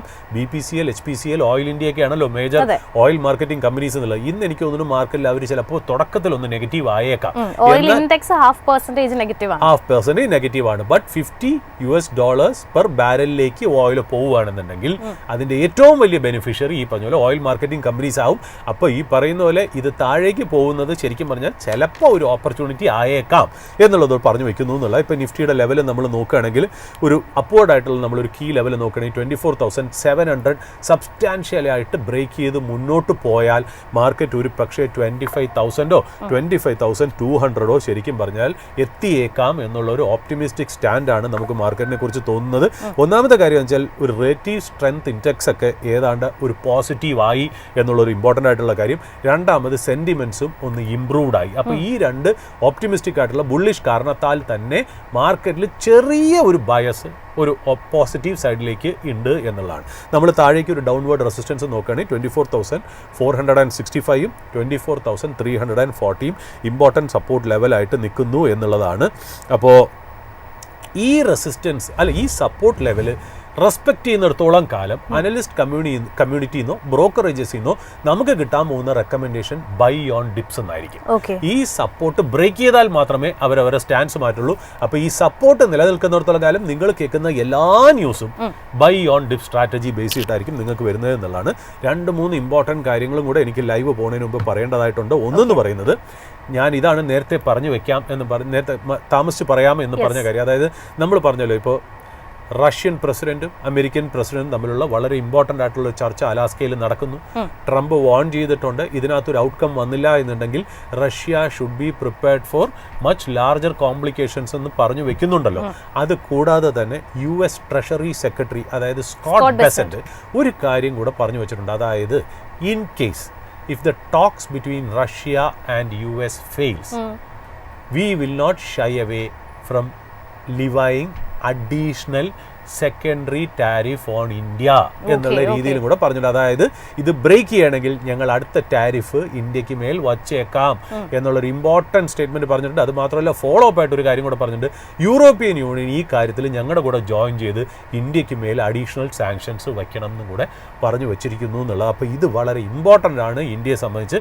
അത് നമ്മൾ വളരെ കാര്യമായിട്ട് തന്നെ എടുത്ത് മുന്നോട്ട് പോകണം എന്നുള്ളതാണ്. രണ്ടാമത് സർട്ടൻ ഇലക്ട്രോണിക് ഗുഡ്സ് US നമ്മൾ എക്സ്പോർട്ട് ചെയ്യാൻ വേണ്ടിയിട്ട് ശരിക്കും പറഞ്ഞ ഒരു റിലാക്സേഷൻ നമുക്ക് കിട്ടിയിട്ടുണ്ട്, ഒരു എക്സംഷൻ കിട്ടിയിട്ടുണ്ട്. ആ ഒരു എക്സംഷൻ ആ പറയുന്ന പോലെ 90-day വിൻഡോ അവസാനിക്കുന്നത് ഈ പറയുന്ന പോലെ ഇന്നാണെന്നുള്ള. അതിന് ശരിക്കും പറഞ്ഞാൽ നമുക്ക് ഇതേപോലെ ഒരു റിലീഫ് കിട്ടുമോ എന്നുള്ളത് വളരെ ഇമ്പോർട്ടൻ്റ് ആയിട്ട് നോക്കേണ്ടതായിട്ടുണ്ട്. ഇതുവരെ ഇൻഫർമേഷൻ ഒന്നും വന്നിട്ടില്ല. അങ്ങനെയാണെങ്കിൽ ഇലക്ട്രോണിക് എക്സ്പോർട്ടിംഗ് കമ്പനീസിൻ്റെ സ്റ്റോക്സ് ഇന്ന് ഇന്ത്യൻ മാർക്കറ്റിൽ എങ്ങനെ പെർഫോം ചെയ്യും എന്നുള്ളത് നമുക്ക് ഇമ്പോർട്ടൻ്റ് ആയിട്ട് നോക്കി വെക്കണം എന്നുള്ളതാണ്. അതുകൂടാതെ തന്നെ അമേരിക്കയിൽ ഇന്നലെ ട്രംപ് ഒരു ഓർഡർ സൈൻ ചെയ്തിട്ടുണ്ട്. അതായത് അവർ പറയണതെന്ന് വെച്ചാൽ ഒരു 6 months supply of key ingredients, മെഡിസിൻസിനുള്ള കീ ഇൻഗ്രീഡിയൻസിൻ്റെ ഒരു 6 months സപ്ലൈ നമ്മൾ ഡൊമസ്റ്റിക്കലി കീപ്പ് ചെയ്ത് വയ്ക്കണം എന്നുള്ള ഒരു ഓർഡറും കൂടെ അദ്ദേഹം സൈൻ ചെയ്തിട്ടുണ്ട് എന്നുള്ളതാണ്. ആ സ്റ്റോക്ക് പൈല് US തന്നെ ഉണ്ടാവണം എന്നാണ് ട്രംപ് പറഞ്ഞേക്കുന്നത്. അതിനെ ബേസ് ചെയ്തൊരു ഓർഡറും സൈൻ ചെയ്തിട്ടുണ്ട്. അങ്ങനെയാണെങ്കിൽ ഇന്ത്യയിലെ API പ്ലെയേഴ്സ്, അതായത് ഫാർമ ഇൻഡസ്ട്രിയിലെ API പ്ലെയേഴ്സിൻ്റെ സ്റ്റോക്ക് പ്രൈസ് ഒന്ന് കാര്യമായിട്ട് നമുക്കൊന്ന് വാച്ച് ചെയ്യേണ്ടിയിരിക്കണം. അപ്പോൾ ഇലക്ട്രോണിക് എക്സ്പോർട്ടിംഗ് കമ്പനീസും ഫാർമ കമ്പനീസും OMCസും ഒന്ന് നമ്മൾ വാച്ച് ചെയ്ത് നിൽക്കണം. എന്നാൽ അനലിസ്റ്റുകൾ ബുള്ളിഷ് ആയിട്ടിരിക്കുന്നത് ഡിഫൻസ് സെക്ടറാണ് എന്നുള്ള പറഞ്ഞു വയ്ക്കുന്നു. As long as support level നമ്മൾ റെസ്പെക്ട് ചെയ്യുന്നിടത്തോളം കാലം അനലിസ്റ്റുകളുടെയും ബ്രോക്കറേജ് ഹൗസസിൻ്റെയും recommendation complete buy on dips ആയിരിക്കണം എന്നുള്ളതാണ് അവർ പറയുന്നത്. ബട്ട് നമ്മളെ സംബന്ധിച്ച് മൈഫിൻ്റെ ടേബിളിൽ നിന്ന് നമ്മുടെ എളിയതായിട്ടുള്ളൊരു അഭിപ്രായം, നിങ്ങൾ വളരെ ലൈറ്റായിട്ടേ മാർക്കറ്റിനെ അപ്രോച്ച് ചെയ്യാവുള്ളൂ. കാരണം എന്താണെന്ന് വെച്ചാൽ ഈ പറയുന്ന പോലെ സിഗ്നിഫിക്കൻ്റ് ആയിട്ടുള്ള കാര്യം, ഇതിന് 2 വശങ്ങളുണ്ട്. ഇത് ശരിക്കും പറഞ്ഞാൽ നാളെ ഒരു പോസിറ്റീവ് ഔട്ട്കം വരികയാണ്. ആ മീറ്റിംഗിൽ പറയുകയാണ് അടുത്ത ആഴ്ച ഒരു എന്താ പറയുക 3 നേഷൻ ട്രൈ നേഷൻ ഒരു മീറ്റ് ഉണ്ട്, റഷ്യ, യുക്രൈൻ ആൻഡ് US എന്ന് പറയുകയാണ്. അതിനകത്തായിരിക്കും പീസ് ടോക്സിന്റെ ഫർദർ കാര്യങ്ങൾ ഞങ്ങൾ സംസാരിക്കുകയാണെന്നുണ്ടെങ്കിൽ തിങ്കളാഴ്ച മാർക്കറ്റ് വളരെ പോസിറ്റീവായിട്ടായിരിക്കും വരുന്നതെന്നുള്ള. മാർക്കറ്റിൽ നല്ലോണം ഷോർട്ട്സ് ഉള്ളതുകൊണ്ട് ഈ ഷോർട്ട് കവറിംഗ് റാലി മാർക്കറ്റിനെ വലിയ രീതിയിലേക്ക് വലിച്ചേക്കാം എന്നുള്ളതാണ്. അതെന്താണെന്ന് വെച്ചാൽ only in case the talks fructify, in case the talks fail, market അതേപോലെ തന്നെ നേരെ തിരിയാനുമുള്ള ചാൻസ് ഉണ്ട്. അത് മാത്രമല്ല ഇന്ത്യക്ക് മേൽ അഡീഷണൽ ടാരിഫ് വരുന്നു സ്കോട്ട് ബെസന്റും കൂടെ പറഞ്ഞു വെക്കുന്നു. അപ്പോൾ ഇത്രയും കാര്യങ്ങളാണ്. അതുകൊണ്ടാണ് ഞാൻ പറയുന്നത് വളരെ എന്താ പറയുക, നിങ്ങൾ സൂക്ഷിച്ചു വേണം. The call is absolutely yours എന്നുള്ളതാണ്. എന്നെ സംബന്ധിച്ച് ഞാൻ നോക്കുകയാണെങ്കിൽ എൻ്റെ 100% ഇൻവെസ്റ്റഡ് ആയതുകൊണ്ട് ഞാൻ ഇതിനെക്കുറിച്ച് ആലോചിക്കുന്നില്ല, ഒന്നും ചെയ്യാനും പറ്റില്ല എന്നുള്ളതാണ് അതിൻ്റെ വാസ്തവം എന്ന് പറയുന്നത്. ഒരു ചെറിയൊരു കാര്യം കൂടെ പറഞ്ഞിട്ട് നമുക്ക് ലൈവ് അപ്ഡേറ്റിലേക്ക് പോകാം. അതായത് ബാങ്ക് ഓഫ് അമേരിക്കയുടെ ഒരു സർവേ വന്നിട്ടുണ്ടായിരുന്നു. അതായത് 99 പാനലിസ്റ്റ്, ഏതാണ്ട് 183 ബില്യൺ അസറ്റ്സ് അണ്ടർ മാനേജ്മെന്റ്, അതായത് 183 ബില്യൺ US$ മാനേജ് ചെയ്യുന്ന 99 പാർട്ടിസിപ്പൻസിന്റെ ഒരു സർവേ ശരിക്കും പറഞ്ഞാൽ ബാങ്ക് ഓഫ് അമേരിക്ക എടുത്തിട്ടുണ്ട്. ഞാൻ ആ റിപ്പോർട്ട് വായിച്ചു എന്നുള്ള. അതിനകത്ത് ശരിക്കും പറഞ്ഞാൽ 30% ആൾക്കാരും is underweight in India എന്നാണ്. ഇന്ത്യ അണ്ടർ വെയ്റ്റ് ആണ്. രണ്ടാമത് തായ്ലൻഡാണ് അവർ അണ്ടർ വെയ്റ്റ്, അതായത് 20%. പിന്നെ മലേഷ്യ 10%. അതായത് അവർ കൂടുതലും ഇന്ത്യയിൽ അണ്ടർ വെയ്റ്റ് ആയിരുന്നു എന്നുള്ളതാണ്. അതായത് ലാസ്റ്റ് കുറച്ച് കാലമായിട്ട് ഇന്ത്യയിൽ അണ്ടർ വെയ്റ്റ് ആയിരുന്നു. നമ്മളെപ്പം ചോദിച്ചില്ലേ എന്തുകൊണ്ടാണ് FISന്റെ selling? Because FIS are under weight on India. പകരം എവിടെയായിരുന്നു അവർ ഓവർ വെയ്റ്റ്, എവിടെയായിരുന്നു അവർ ഓപ്റ്റിമിസം? ഒന്ന് ജപ്പാൻ, രണ്ടാമത് ചൈന. അപ്പോൾ എന്തുകൊണ്ട് ഇന്ത്യൻ മാർക്കറ്റ് താഴേക്കും പോയി ജാപ്പനീസ് ചൈനീസ് മാർക്കറ്റ് ഉയർന്നു നിൽക്കുമെന്ന് വെച്ചാൽ foreigners were selling India and buying Japan and China എന്നുള്ള. ഇനിയിപ്പോൾ ജപ്പാനും ചൈനയും ഒരു ലെവലിൽ ഓവർ വാല്യൂഡ് ആവുകയും ഇന്ത്യ അണ്ടർ വാല്യൂഡും കൂടെ ചെയ്യുമ്പോൾ നമ്മൾ ഇനി കേൾക്കാൻ പോണ ന്യൂസ് എന്താണ്? We are under weight on Japan and China and we are overweight on India, Thailand and Malaysia. അത് എപ്പോഴാണെന്നുള്ളത് മാത്രമേ ഉള്ളൂ. തീർച്ചയായിട്ടും ഇന്ന് നമ്മുടെ ലെജൻഡറി ഇൻവെസ്റ്റർ, നമ്മളെ വിട്ടുപോയ രാകേഷ് ചുഞ്ചുൻവാലയുടെ സ്റ്റേറ്റ്മെൻറ്റോടുകൂടി തന്നെ ഞാൻ പറയുന്നു, India continues to be a beautiful market and we should be lucky and fortunate to be in this market at the right place at the right time. Now valuations are also coming ripe എന്നുള്ളതാണ്. അപ്പോൾ whenever there is an opportunity or when India becomes attractive, തീർച്ചയായിട്ടും നമ്മൾ ഈ പറഞ്ഞ പോലെ bank of America വീണ്ടും ഒരു report എഴുതും. അതും ഈ പറഞ്ഞ പോലെ 99 റെസ്പോണ്ടൻസിന്റെ ഒരു സർവേ ആയിരിക്കും. അവർ പറയും ലീസ്റ്റ് ഫേവറേറ്റിൽ മാറി മോസ്റ്റ് ഫേവറേറ്റ് ആയിട്ട് വരും. ആ സമയം അധികം ദൂരത്തിലല്ല എന്നും കൂടി പറഞ്ഞു വയ്ക്കുന്നു ജാസ്മിൻ. ആൻഡ് ഈ ഇൻഡിപെൻഡൻസ് ഡേ തീർച്ചയായിട്ടും നിങ്ങൾക്ക് നല്ല ഒരു വെൽത്ത് ക്രിയേഷനുള്ള ഒരു സമയമായിട്ട് തന്നെ നിങ്ങളിത് മുന്നോട്ട് കൊണ്ടുപോകണം എന്നുള്ളതാണ്. മൈഫിൻ്റെ ഭാഗത്തു നിന്ന് നിങ്ങളെ എംപവർ ചെയ്യാൻ വേണ്ടി എന്തൊക്കെ ടൂൾസും എന്തൊക്കെ ഇൻഫർമേഷനും തരുമോ അതെല്ലാം ഞങ്ങൾ പ്രൊവൈഡ് ചെയ്യുന്നതായിരിക്കും.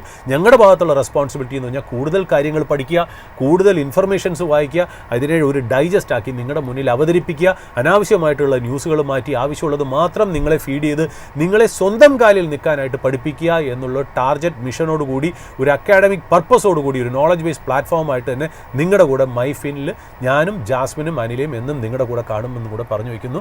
സൂരജ് സർ, ഏതായാലും നമ്മൾ ഓരോ ദിവസവും സ്പോട്ട്ലൈറ്റ് സ്റ്റോക്കിലേക്ക് ഒരു സെക്ഷൻ അല്ലെങ്കിൽ ഒരു ബിസിനസ്സിനെ പരിചയപ്പെടുത്താറുണ്ട്. അത്തരത്തിൽ ഇന്ന് പ്രത്യേകമായിട്ട് എസ്പെഷ്യലി ഒരു ഇൻഡിപെൻഡൻസ് ഡേ കൂടിയാണ് നാളെ.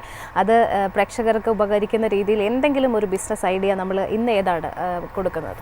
അല്ല, ശരിക്കും ജാസ്മിൻ പറഞ്ഞ ശരിയാണ്. ഇന്നത്തെ ദിവസത്തിൻ്റെ പ്രത്യേകത കാരണം നമ്മൾ സ്പോട്ട്ലൈറ്റ് സ്റ്റോക്കിൽ ഉൾപ്പെടുത്തേണ്ട സ്റ്റോക്ക് തന്നെ എന്താ പറയുക, ഒരു സ്റ്റോറി ഓഫ് ഇൻഡിപെൻഡൻസ്, അല്ലെങ്കിൽ story of pride, story of liberation, അല്ലെങ്കിൽ സ്റ്റോറി ഓഫ് എന്താ പറയുക ഒരു റിവഞ്ച് എന്നുള്ള രീതിയിലൊക്കെ ഇതിനെ നമുക്ക് വേണമെങ്കിൽ അതിനെ ശരിക്കും പറഞ്ഞാൽ അതിനൊന്ന് ഡിഫൈൻ ചെയ്യാമെന്നുള്ളതാണ്. അതായത് നമ്മൾ പ്രീ ഇൻഡിപെൻഡൻസ് ഇറയിലാണ് ഞാൻ ഈ പറയുന്നത്. ഒരു ലേറ്റ് 1800s ആ സമയത്ത് ഈ പറഞ്ഞ ബോംബെയിൽ വളരെ ഫേമസ് ആയിട്ടുള്ള ഒരു ഹോട്ടൽ ഉണ്ടായിരുന്നു. ആ ഹോട്ടലിൻ്റെ പേര് വാറ്റ്സൺസ് ഹോട്ടൽ എന്നാണ്. ആ വാറ്റ്സൺസ് ഹോട്ടലിലെ പ്രത്യേകത എന്ന് വെച്ചാൽ വൈറ്റ്സിന് മാത്രമേ എൻട്രി ഉള്ളൂ, ഇന്ത്യൻസിന് എൻട്രി ഇല്ല. ഇൻഫാക്റ്റ് അതിനകത്ത് ഫോർച്യൂൺ ഇന്ത്യ എന്ന് പറയുന്ന മാഗസീൻ പറയുന്നത് എന്താ വെച്ചാൽ അതിൻ്റെ ആ ഹോട്ടലിൻ്റെ പുറത്തൊരു പ്ലാക്ക് വെച്ചിരുന്നു. ആ പ്ലാക്കിൽ വളരെ ക്ലിയർ ആയിട്ട് എഴുതിയിട്ടുണ്ട്, no Indians or dogs allowed എന്നുള്ള രീതിയിലാണ് വെച്ചിരിക്കുന്നത്. അപ്പോൾ ഈ ഒരു കാരണത്താൽ തന്നെ ബോംബെയിൽ ഒരു ഫേമസ് ഇൻഡസ്ട്രിയലിസ്റ്റ് ആയിട്ടുള്ള ജംഷെദ്ജിയെ ശരിക്കും പറഞ്ഞാൽ ആ ഹോട്ടലിൽ നിന്ന് ഹോട്ടലിലേക്ക് കയറാനായിട്ട് ഈ ഗ്രാൻഡസ്റ്റ് ഓഫ് ഹോട്ടലാണ് ഈ പറയുന്ന പോലെ വാറ്റ്സൺസ് ഹോട്ടൽ എന്ന് പറഞ്ഞാൽ. അപ്പോൾ ശരിക്കും പറഞ്ഞാൽ ഈ ജംഷെദ്ജിയെ റെഫ്യൂസ് ചെയ്തു അതിനകത്ത് എൻട്രി ചെയ്യാനായിട്ട്. അദ്ദേഹം ഈ ജംഷെദ്ജി എന്ന് പറയുന്നത് ഒരു ഇൻഡസ്ട്രിയലിസ്റ്റ് ആയതുകൊണ്ട് തന്നെ അദ്ദേഹത്തിന് ഇത് വലിയ ഇൻസൾട്ടായിട്ട് തോന്നി. അപ്പോൾ അദ്ദേഹം പറഞ്ഞതെന്ന് വെച്ചാൽ അദ്ദേഹത്തിന് മാത്രമല്ല പൊതുവേ ഇന്ത്യൻസിനും ഒരു ഇൻസൾട്ടാണ് എന്നുള്ള രീതിയിലേക്കാണ് അദ്ദേഹം എടുത്തതെന്നുള്ള. അപ്പോൾ ശരിക്കും പറഞ്ഞാൽ അദ്ദേഹം ആലോചിച്ചു, ഒരു ഹോട്ടൽ പണിതാലോ, അത് ഇന്ത്യൻസിനും ആർക്കും വേണമെങ്കിലും കയറാൻ പറ്റും, അതൊരു കാസ്റ്റോ ക്രീഡോ അങ്ങനെ ഒരു ഡിഫറൻസ് ഒന്നും ഇല്ലാതെ എല്ലാവർക്കും കയറാൻ പറ്റുന്ന ഒരു ഹോട്ടൽ ഉണ്ടാക്കണമെന്നും അത് എല്ലാ ക്ലാസ്സസ് ഓഫ് സൊസൈറ്റിയിലെ ആൾക്കാർക്കും അതിൽ കയറാൻ പറ്റണമെന്നും അദ്ദേഹത്തിന് ആഗ്രഹമുണ്ടെന്ന് തന്നെ ശരിക്കും പറഞ്ഞാൽ അദ്ദേഹത്തിൻ്റെ ഒരു സ്റ്റേറ്റ്മെൻ്റ് തന്നെ വളരെ രസമുള്ളത്. അതിൽ I will build a hotel that will be grander than the best in the world, open to all races and be a proud symbol of India എന്നുള്ള രീതിയിലാണ് അദ്ദേഹം ജംഷെദ്ജി എന്ന് പറയുന്ന ഇൻഡസ്ട്രിയലിസ്റ്റ് അതിനെക്കുറിച്ച് പറഞ്ഞു തന്നെ. അങ്ങനെ അതിന് വേണ്ടിയിട്ട് അദ്ദേഹം ഒരു കമ്പനി ഇൻകോപ്പറേറ്റ് ചെയ്തു 1989. അത് കഴിഞ്ഞിട്ട് അവർ ഒരു ലൊക്കേഷൻ കണ്ടുപിടിച്ചു, ഒരു സൂപ്പർ ലക്ഷറി ഒരു ഹോട്ടൽ മുംബൈയിൽ ഉണ്ടാക്കാനായിട്ട്. അപ്പോൾ അത് ശരിക്കും പറഞ്ഞാൽ ഓവർലുക്കിംഗ് ദ അറേബ്യൻ സീ കൊളാബ മുംബൈയിലാണ് ആ ഒരു സ്ഥലം അവർ സ്പോട്ടായിട്ട് കണ്ടുപിടിച്ചതെന്നുള്ള. അതൊരു വലിയൊരു ആർക്കിടെക്ചർ ജുവലായിരുന്നു മുംബൈയിൽ, അതായത് ഡയമണ്ട്സ് ബൈ ദ സീ എന്നുള്ള രീതിയിലാണ് അതിനകത്ത് പറഞ്ഞുകൊണ്ടിരിക്കുന്നത്. അപ്പോൾ ശരിക്കും പറഞ്ഞാൽ ആ ഹോട്ടൽ 1902 16th ഡിസംബറിൽ അത് ഇനോഗ്രേറ്റ് ചെയ്ത് ഗസ്റ്റിന് വേണ്ടി ഓപ്പൺ ചെയ്തു എന്നാണ് പറയുന്നത്.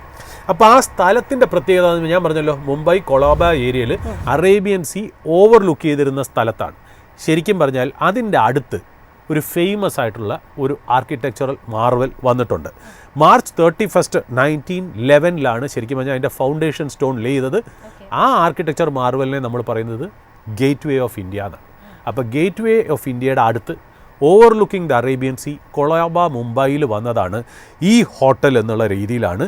സത്യം പറഞ്ഞു കഴിഞ്ഞാൽ ശരിക്കും ചില റിപ്പോർട്ടുകൾ പറയുന്നത്, എനിക്കതിനെക്കുറിച്ച് അറിയില്ല, first building lit by electricity in Mumbai ഈ ഹോട്ടലായിരുന്നു എന്നുള്ളതാണ് അതിനകത്ത് പറയപ്പെടുന്നത് എന്നുള്ള.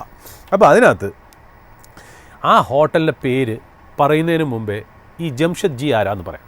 ആ ജംഷെദ്ജിയുടെ മുഴുവൻ പേര് ജംഷെദ്ജി നസ്വരൻജി ടാറ്റ എന്നാണ് അദ്ദേഹത്തിൻ്റെ പേര്. അതായത് ടാറ്റ ഗ്രൂപ്പിൻ്റെ ഫൗണ്ടർ അദ്ദേഹമാണ് ജംഷഡ്പൂർ എന്ന് പറഞ്ഞ സിറ്റി പോലും എസ്റ്റാബ്ലിഷ് ചെയ്ത്. അപ്പോൾ ടാറ്റ ഗ്രൂപ്പിൻ്റെ ആയതുകൊണ്ട് അദ്ദേഹം ഈ പേരിന് ഹോട്ടലിൻ്റെ പേരിട്ടെന്നറിയോ, താജ് മഹൽ പാലസ് എന്നാണ് അതിൻ്റെ പേര് പറയുന്നത്. നമ്മൾ സംശയിക്കേണ്ട, ഇത് തന്നെയാണ് ശരിക്കും പറഞ്ഞാൽ നവംബർ 26 2008 ടെററിസ്റ്റുകൾ അറ്റാക്ക് ചെയ്ത ഐക്കോണിക് ആയിട്ടുള്ള താജ് ഹോട്ടൽ അറ്റ് കൊളാബ മുംബൈ എന്നുള്ളതാണ് അതിനകത്ത് പറഞ്ഞു വയ്ക്കുന്നത്. ഈ കമ്പനിയുടെ പേരാണ് ഇന്ത്യൻ ഹോട്ടൽസ്. അതായത് താജ് ബ്രാൻഡ് ഓൺ ചെയ്യുന്ന ടാറ്റ ഗ്രൂപ്പ് മദർ കമ്പനിയാണ് ഇന്ത്യൻ ഹോട്ടൽസ് എന്ന് പറഞ്ഞാൽ. അപ്പോൾ താജ് മഹൽ പാലസ് എന്ന് ഇത് പേരിട്ടല്ലോ. there started the journey of a global brand in India. അതായത് an icon of global hospitality അവിടെയാണ് തുടങ്ങി വന്നതെന്നുള്ള. താജ് ബ്രാൻഡിനെ കുറിച്ച് ഞാൻ പറഞ്ഞല്ലോ, world strongest hotel brand award 2025, 2024, 2022, 2021. ഞാൻ അവിടെ നിർത്തുന്നു എന്നുള്ള. അതായത് from one hotel to an empire എന്നുള്ള താജ് ഹാസ് ബിക്കം എന്താ പറയുക ഈ ഇന്ത്യയുടെ ഒരു സിനോണിമായിട്ട് മാറി എന്നുള്ളതാണ് താജ് ബ്രാൻഡ് എന്ന് പറയുന്നത്. അതായത് ഇന്ത്യയുടെ പ്രൈഡ് തന്നെയാണ്, അത് തന്നെയാണ് ഇന്നത്തെ spotlight stock Indian hotels company എന്നുള്ള. ഇന്നത്തെ ദിവസം ഇത് പറഞ്ഞില്ലെങ്കിൽ വേറെ ഏത് ദിവസം പറയും എന്നുള്ളതാണ് ജാസ്മിൻ അതിൻ്റെ രസം. അതായത് 385 ഹോട്ടൽ, 46,500 റൂംസ് അല്ലെങ്കിൽ കീസ്, 170 ലൊക്കേഷൻസിൽ. അതാണ് അതിൻ്റെ പ്രത്യേകത എന്ന് പറഞ്ഞത്.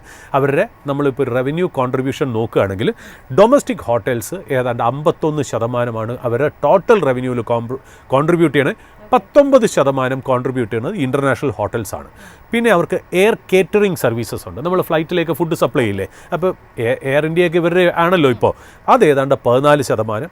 ബാക്കിയുള്ള എല്ലാ ബിസിനസ്സും കൂടെ ചേർന്ന് 16% റവന്യൂവിന് കോൺട്രിബ്യൂട്ട് ചെയ്യണമെന്നുള്ളത്.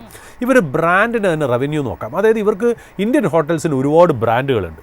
അതിൽ ഒരു ബ്രാൻഡാണ് താജ് എന്ന് പറയുന്നത്. അതാണ് ക്രൗൺ ജുവൽ ബ്രാൻഡ് എന്ന് പറയുന്നത്. അതിന് മാത്രം 10,500 കോടി റവന്യൂ ആണ് ഒരു കൊല്ലം. അത് കൂടാതെ വിവാൻഡ എന്ന് പറഞ്ഞൊരു ബ്രാൻഡുണ്ട്. അപ്പം നമ്മൾ താജ് ഹോട്ടൽസ് എന്ന് ജനറലി പറയുമെങ്കിലും താജ് ബ്രാൻഡ് വേറെ, വിവാൻഡ ബ്രാൻഡ് വേറെ എന്നുള്ള. വിവാൻഡ ബ്രാൻഡ് ജനറേറ്റ് ചെയ്യുന്നത് 1,240 കോടിയുടെ റവന്യൂ ആണ് ഒരു കൊല്ലം. സെലക്ഷൻസ് എന്ന് പറഞ്ഞാൽ അവരുടെ വേറൊരു ബ്രാൻഡുണ്ട്, അത് ഏതാണ്ട് 700 crores ആണെന്നുള്ള. ഗേറ്റ് വേ എന്ന് പറഞ്ഞൊരു ബ്രാൻഡുണ്ട്, ഗേറ്റ് വേ ഹോട്ടൽസ്. അത് നമ്മളിവിടെ താജ് എന്ന് ജനറലി പറയണം, പക്ഷേ ഗേറ്റ് വേ ഇന്ത്യൻ ഹോട്ടൽസിൻ്റെ ഒരു ബ്രാൻഡാണ്, പക്ഷേ താജ് അല്ല ആ ബ്രാൻഡ് എന്നുള്ളതാണ്. ഗേറ്റ് വേ ഹോട്ടൽസ് ജനറേറ്റ് ചെയ്യണം 110 കോടിയാണ് അതിൻ്റെ റവന്യൂ എന്ന് പറയുന്നത്. പിന്നെ അതല്ലാതെ ട്രീ ഓഫ് ലൈഫ് എന്ന് പറഞ്ഞിട്ട് ഇവരുടെ എന്താ പറയുക റിസോർട്ടിൻ്റെ ഒരു ബ്രാൻഡ് ഉണ്ട്, അത് ജനറേറ്റ് ചെയ്യണം 30 കോടി. കാര്യം അതൊക്കെ ചെറിയൊരു കോൺട്രിബ്യൂഷനെ റവന്യൂവിൽ ചെയ്യുന്നുള്ളൂ. പിന്നെ നമുക്കറിയാം ജിഞ്ചർ ഹോട്ടൽസ് എന്ന് പറയുമ്പോൾ സാധാരണ ഈ ഇൻഫോ പാർക്കുകളുടെയും ടെക്നോ പാർക്കുകളുടെയും അടുത്താണ് അത് വരുന്നത്. സെൽഫ് ചെക്കിംഗ് ആണ്. അത് ശരിക്കും പറഞ്ഞാൽ 731 കോടി റവന്യൂ ജനറേറ്റ് ചെയ്യുന്ന ഒരു ബ്രാൻഡാണ്. പിന്നെ താജ് സ്റ്റാറ്റ്സ്, അതാണ് കേറ്ററിംഗ് സർവീസ്. നമ്മൾ എയർപോർട്ടിലും ഫ്ലൈറ്റിലും ഒക്കെ പോകാൻ നേരത്ത് അവരുടെ ആ താജ് സ്റ്റാറ്റ്സിൻ്റെ വണ്ടിയൊക്കെ കാണാം എന്നുള്ളതാണ്. താജ് സ്റ്റാറ്റ്സ് കോൺട്രിബ്യൂട്ട് ചെയ്യുന്നത് 1,051 കോടി. അതൊരു ഫെയർലി ലാർജർ ബ്രാൻഡ് എന്നുള്ളതാണ്. പിന്നെ ചേംബർ എന്ന് പറഞ്ഞ ബ്രാൻഡ്, ചേംബർ എന്ന് പറഞ്ഞ ബ്രാൻഡ് 150 കോടിയാണ് റവന്യൂവിന് കോൺട്രിബ്യൂട്ട് ചെയ്യുന്നത്. ഈ ചേംബർ എന്ന് പറഞ്ഞാൽ എന്താണെന്നറിയോ, ഒരു എക്സ്ക്ലൂസീവ് ക്ലബ്ബാണ്. ആ എക്സ്ക്ലൂസീവ് ക്ലബ്ബിലെ മെമ്പേഴ്സ് ഞാൻ വലിയ വലിയ ഡിപ്ലോമാറ്റ്സ്, വളരെ ഇമ്പോർട്ടൻറ്റ് പേഴ്സണാലിറ്റീസ്, സെലിബ്രിറ്റീസൊക്കെ ആയിട്ടുള്ള ഒരു എക്സ്ക്ലൂസീവ് ക്ലബ്ബാണ് ദ ചേംബേഴ്സ് എന്ന് പറഞ്ഞാൽ. അപ്പോൾ താജിൻ്റെ കീഴിലാണ് ഈ ചേംബേഴ്സ് എന്ന് പറഞ്ഞാൽ ക്ലബ്ബ് എന്ന് പറയുന്നത്. ഒരു എക്സ്ക്ലൂസീവ് പ്രൈവറ്റ് ലോഞ്ച് ഉണ്ട്, പ്രൈവറ്റ് ഡൈനിങ് ഏരിയ ഉണ്ട്, കോൺഫിഡൻഷ്യൽ മീറ്റിംഗ് നടത്താം, സ്പെഷ്യൽ മീറ്റിംഗ് നടത്താം. അങ്ങനത്തേക്ക് ഒരു സ്ഥലമാണ് ഈ പറയുന്ന പോലെ ചേംബേഴ്സ് എന്ന് പറയുന്നത്. അപ്പോൾ അതിൽ തന്നെ നമ്മുടെ ഈ UK ഗാരിക് എന്നൊക്കെ പറഞ്ഞ് എലൈറ്റ് ക്ലബ്ബുണ്ട്, ന്യൂയോർക്കിൽ യൂണിയൻ ക്ലബ്ബ് എന്നൊക്കെ പറഞ്ഞിട്ട് അതേപോലെയാണ് ഈ ചേംബേഴ്സിനെ താജ് പ്രൊജക്റ്റ് ചെയ്യണമെന്നുള്ള. പിന്നെ വേറെ കുറച്ച് ബ്രാൻഡുകളുണ്ട്. അതായത് താജിൻ്റെ സഫാരി ഡിവിഷൻ ഉണ്ട്, ഈ സഫാരിക്കൊക്കെ പോകാൻ വേണ്ടി. അല്ലാണ്ട് ആമ എന്ന് പറയുന്ന ഒരു ഹോം സ്റ്റേസ് എന്നുള്ള ചെറിയ ബ്രാൻഡുകളും കൂടെ ഉണ്ടെന്നുള്ളതാണ്. ഒരുപാട് സെലിബ്രിറ്റി ഗസ്റ്റുകളെ ഹോസ്റ്റ് ചെയ്ത സ്ഥലമാണ് ഈ താജ് ഹോട്ടൽസ് എന്ന്. അത് ശരിക്കും പറഞ്ഞാൽ ഹോളിവുഡ് ആവട്ടെ, ബോളിവുഡ് ആവട്ടെ, അല്ലെങ്കിൽ മറ്റുള്ള രാജ്യങ്ങളിലെ സെലിബ്രിറ്റീസ് ആയിക്കോട്ടെ, ഡിപ്ലോമാറ്റ്സ് ആയിക്കോട്ടെ, പൊളിറ്റിക്കൽ ലീഡേഴ്സ് ആയിക്കോട്ടെ, റോക്ക് സ്റ്റാർസ് ആയിക്കോട്ടെ, സ്പോർട്സ് സെലിബ്രിറ്റീസ് ആയിക്കോട്ടെ. ഇപ്പോൾ ഉദാഹരണത്തിന് ബറാക് ഒബാമ, ഒപ്ര വിൻഫ്രി, ബീറ്റിൽസ് ഇന്ത്യയിൽ വന്നപ്പോൾ താമസിച്ചത് താജ് ഹോട്ടൽസിലായിരുന്നു. ബ്രാഡ് പിറ്റും ആഞ്ചലീന ജോളിയും താമസിച്ചത് അവിടെയാണ്. കാറ്റി പെറി. പിന്നെ അതുപോലെ ഇന്ത്യൻ സെലിബ്രിറ്റീസിനും ബോളിവുഡ്സിനെയൊക്കെ നമ്മൾ അവിടെ സ്പോട്ട് ചെയ്തു ഇവിടെ സ്പോട്ട് ചെയ്തു എന്ന് പറയുന്ന സ്ഥലമൊക്കെ മിക്കപ്പോഴും താജ് തന്നെ ആയിരിക്കും എന്നുള്ള. ഇപ്പോൾ 2025 നമ്മൾ നോക്കുകയാണെങ്കിൽ അവർക്ക് റൂംസ് 330 റൂംസ് ഉണ്ട്. റവന്യൂ ഏതാണ്ട് 8,500 കോടിയുടെ റവന്യൂ ആണ് ഈ കഴിഞ്ഞ കൊല്ലം. പാറ്റ് ഏതാണ്ട്, അതായത് പ്രോഫിറ്റ് ആഫ്റ്റർ ടാക്സ് 160 കോടിയാണ്. ക്യാഷ് ആൻഡ് ബാങ്ക് ബാലൻസ് അവർക്ക് 3,000 കോടി ഉണ്ടെന്നാണ്. ഇവരുടെ വിഷൻ എന്താണെന്നറിയോ, 700 റൂമിലേക്ക് പോവുക എന്നുള്ള. അതായത് 330 നിന്ന് 700 റൂമിലേക്ക് നെക്സ്റ്റ് 5 years 2030 പോവുക. റവന്യൂ 15,000 കോടിയാക്കുക. അതായത് 8,500 കോടിയിൽ നിന്ന് 15,000 കോടി, നിയർലി ഡബിൾ ആയിട്ട് റവന്യൂ ആക്കുക നെക്സ്റ്റ് 5 years എന്നുള്ളതാണ് ഇവിടെ. അത് ശരിക്കും പറഞ്ഞാൽ അവർ യൂസ് ചെയ്യുന്ന സ്ട്രാറ്റജി മാനേജ്മെൻറ്റ് കോൺട്രാക്ട്സ് വഴിയാണ്. മാനേജ്മെൻറ്റ് കോൺട്രാക്ട് പറഞ്ഞാൽ ഈ ഹോട്ടൽ ഓൺ ചെയ്യുന്നത് വേറൊരാളായിരിക്കും. അത് ഏത് ഡിസൈനിൽ കൺസ്ട്രക്ട് ചെയ്യണം, അതിൻ്റെ ഹോസ്പിറ്റാലിറ്റി നടത്തുന്നത്, ബ്രാൻഡ് യൂസ് ചെയ്യണതൊക്കെ താജ് ആയിരിക്കും. അതായത് അസറ്റ് ലൈറ്റ് മോഡലിലായിരിക്കും ഇന്ത്യൻ ഹോട്ടൽസ് അവിടെ ഓപ്പറേറ്റ് ചെയ്യണം എന്നുള്ള, മാനേജ്ഡ് പ്രോപ്പർട്ടി എന്ന് പറയും. അപ്പോൾ അതാണ് അവരുടെ ഈ പറയുന്ന പോലെ ഒരു സ്ട്രാറ്റജി. രണ്ടാമത്തെ സ്ട്രാറ്റജി എന്ന് പറഞ്ഞാൽ ഇനോർഗാനിക് അക്യൂസിഷൻസ് ആണ്. ഇപ്പോൾ അടുത്ത കാലത്ത് തന്നെ നമ്മൾ കഴിഞ്ഞ ആഴ്ചയാണെന്നുണ്ടെങ്കിൽ 2 ദിവസം മുമ്പേ നമ്മൾ റിപ്പോർട്ട് ചെയ്തിരുന്നു, ANK ഹോട്ടൽസ് പ്രൈവറ്റ് ലിമിറ്റഡിൻ്റെ 51% മേടിക്കാൻ ഇന്ത്യൻ ഹോട്ടൽസ് 110 കോടി ചിലവാക്കി. പ്രൈഡ് ഹോസ്പിറ്റൽസ് പ്രൈവറ്റ് ലിമിറ്റഡ് മേടിക്കാൻ 95 crores ചിലവാക്കി. അതായത് ടോട്ടൽ 204 കോടി 51% സ്റ്റേക്ക് ഈ 2 കമ്പനിയിലും എടുക്കാനായിട്ട് ഇന്ത്യൻ ഹോട്ടൽസ് ചിലവാക്കി എന്നുള്ള. ഈ 2 ബ്രാൻഡും ക്ലാർക്സ് ഹോട്ടൽസിൻ്റെ കീഴിലുള്ളതാണ്. അപ്പോൾ ക്ലാർക്സ് ഹോട്ടലിന് ശരിക്കും പറഞ്ഞാൽ 135 റൂമുണ്ട്, 6,800 കീ ഉണ്ട്, 100 ലൊക്കേഷൻസിലുണ്ട്. അപ്പോൾ ഇപ്പോൾ തന്നെ മനസ്സിലാക്കുക, നമ്മൾ എന്താണ് 330 ഹോട്ടൽ റൂംസ് ഉള്ളതാണ് ഇന്ത്യൻ ഹോട്ടൽസ് 2025. അവിടുന്ന് അടുത്ത 5 കൊല്ലം കൊണ്ട് 2030 ആകുമ്പോഴത്തേക്കും 700 ആവണമെന്നുള്ള. അപ്പോൾ ഈ പർച്ചേസോട് കൂടി തന്നെ ശരിക്കും പറഞ്ഞാൽ അവരേതാണ്ട് 500 ഹോട്ടൽസ് എന്ന് പറയുന്ന രീതിയിലേക്ക് അവർ കയറും എന്നുള്ളതാണ് മനസ്സിലാവുന്നത്. അതായത് 700 എന്ന് പറഞ്ഞാൽ 2030 എത്താൻ ഇനി അധികം ദൂരമില്ല എന്നുള്ളത് മാത്രമേ പറഞ്ഞുള്ളൂ. പോസിറ്റീവ്സ് ആണ് ഈ ഇൻഡസ്ട്രിയിൽ ഒരുപാടുണ്ട്. ഡൊമസ്റ്റിക് തീമാണ്, സ്ട്രോങ് ബ്രാൻഡാണ്, അസറ്റ് മോഡലാണ്, ഹ്യൂജ് ടെയിൽ വിൻഡാണ് ഇന്ത്യൻ ടൂറിസം അല്ലെങ്കിൽ ഹോസ്പിറ്റാലിറ്റി ഇൻഡസ്ട്രി എന്നുള്ള അങ്ങനത്തെ ഒരു ഐക്കോണിക് ഹോട്ടൽ പറഞ്ഞുകൊണ്ട് ആ കമ്പനിയായ ഇന്ത്യൻ ഹോട്ടൽസിനെ നമ്മൾ ഇന്ന് സ്പോട്ട്ലൈറ്റ് സ്റ്റോക്കിൽ ഈ 79th ഇൻഡിപെൻഡൻസ് ഡേയിൽ നിങ്ങളുടെ മുന്നിൽ അവതരിപ്പിക്കുന്നു. ഇതൊരു റെക്കമെൻഡേഷൻ അല്ല, സോളിസിറ്റേഷൻ അല്ല, അഡ്വൈസും അല്ല. ഞങ്ങൾ പേഴ്സണലി ഇത് ഹോൾഡ് ചെയ്യുന്നുമില്ല. ഇതൊരു അക്കാഡമിക് പർപ്പസിന് മാത്രം നിങ്ങളുടെ മുന്നിൽ അവതരിപ്പിക്കുന്നു. തീർച്ചയായിട്ടും ഇന്ന് ഇവിടെ ഒരുപാട് സ്റ്റോക്കുകൾ സംസാരിച്ചിട്ടുണ്ട്. അതെല്ലാം തന്നെ ഒരു അക്കാഡമിക് പർപ്പസ് മാത്രമാണ് എന്നുള്ളത് ഓർമ്മപ്പെടുത്തുകയാണ്. വീണ്ടും എല്ലാ പ്രേക്ഷകർക്കും, മൈഫിൻ്റെ എല്ലാ പ്രേക്ഷകർക്കും ഒരു അഡ്വാൻസ് ഇൻഡിപെൻഡൻസ് ഡേ വിഷസ് ആശംസിക്കുകയാണ്. ഇനി അടുത്ത മണിക്കൂറിൽ വീണ്ടും ഞങ്ങളുടെ റിസർച്ച് ടീം അപ്ഡേറ്റ്സുമായിട്ട് നിങ്ങളോടൊപ്പം ജോയിൻ ചെയ്യും. Stay tuned.